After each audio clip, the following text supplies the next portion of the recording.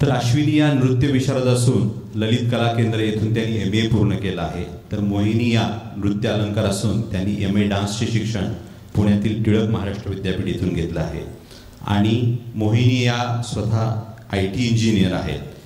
या दोघींनी अनेक वेळेस ड्युएट परफॉर्मन्स केलेले आहेत.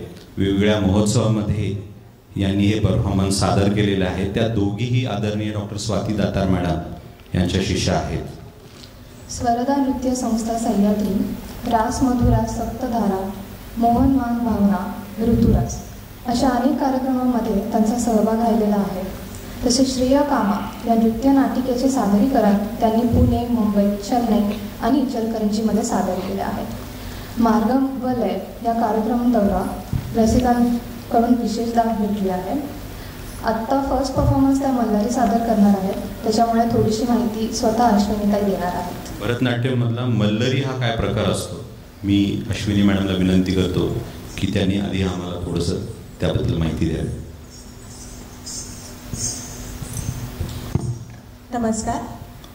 भरतनाट्यम मार्गममधील ही सर्वात पहिली केली जाणारी रचना आहे. नादस्वरममध्ये गुंफलेली 3 लाईनमध्ये सादर होणारी पारंपरिक रचना असून या रचनेमध्ये आम्ही थोडासा एक पद्धतीने करायचं ठरवलं आहे. भक्त उत्सवावेळी पालखी सजवून विविध वाद्यांसह मिरवणुकीत सहभागी होतात.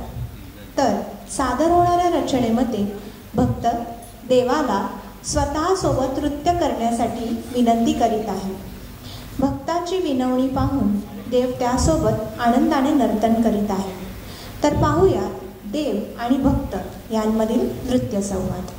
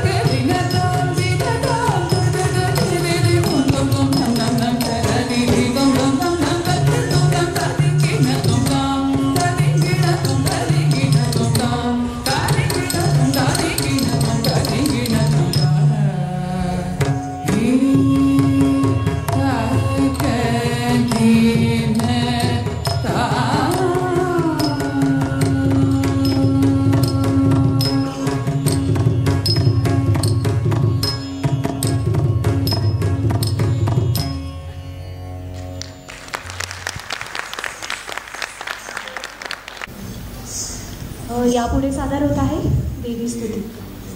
ज्या ऊर्जेतून दूरवरच्या अवाढव्य तेजस्वी अशा ताऱ्यांचा तसेच सूक्ष्म अशा मानवी मनाचा आणि त्यात निर्माण होणाऱ्या भावनांचा जन्म झाला आहे, ती म्हणजे ऊर्जा, ती म्हणजे देवी, जिला शक्ती म्हणजे ऊर्जा या नावाने ओळखतो. अशी शक्ती या समस्त ब्रह्मांडाला सतत कार्यरत ठेवत असते. सादर होणाऱ्या देवीस्तुतीमध्ये 3 देवींचा उल्लेख केलेला आहे. दुर्गा म्हणजेच संरक्षण देवता, लक्ष्मी म्हणजे ऐश्वर्याची देवता आणि सरस्वती म्हणजे ज्ञानदेवता. सादर होत आहे देवीस्तुती.